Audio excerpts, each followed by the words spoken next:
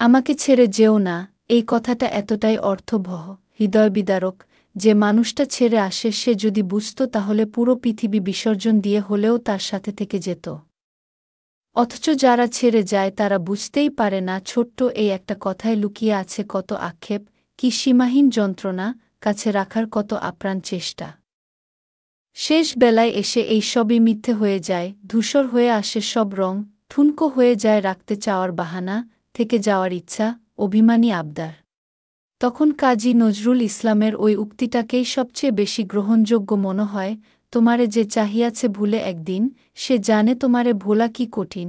একবার আকাশের দিকে তাকিয়ে জীবনের হিসাব মিলাতে লাগলাম, হিসাব করে দেখলাম জীবনে আমার পাওয়ার চাইতে হারানোর সংখ্যা বেশি। ছোট এই জীবনে আমি হারিয়ে ফেলেছি অনেক কিছুই যা আমি কখনোই হারাতে চাইনি। আমি কোনো জিনিস বা মানুষ যতই আঁকড়ে ধরি না কেন, দিন শেষে সেই মানুষটা আমার কাছ হতে চলেই যায়, আমি তাকে হারিয়েই ফেলি, আমি কিছুতেই তাকে আটকিয়ে রাখতে পারি না। শুধু চেয়ে চেয়ে দেখি প্রিয় মানুষ কিভাবে অপ্রিয় হয়, মানুষ কিভাবে ক্ষণে ক্ষণে আকাশের মতো রং বদলায়, যাকে আমি যতটা ভালোবাসে কাছে যেতে চাই না কেন তার সাথে আমার দূরত্ব বেড়ে যায় ঠিক ততটাই, অথচ আমি কখনোই চাইনি তার সাথে আমার দূরত্ব হোক। আমি যাকেই হৃদয়ের গভীর হতে চাই তাকেই হারায়।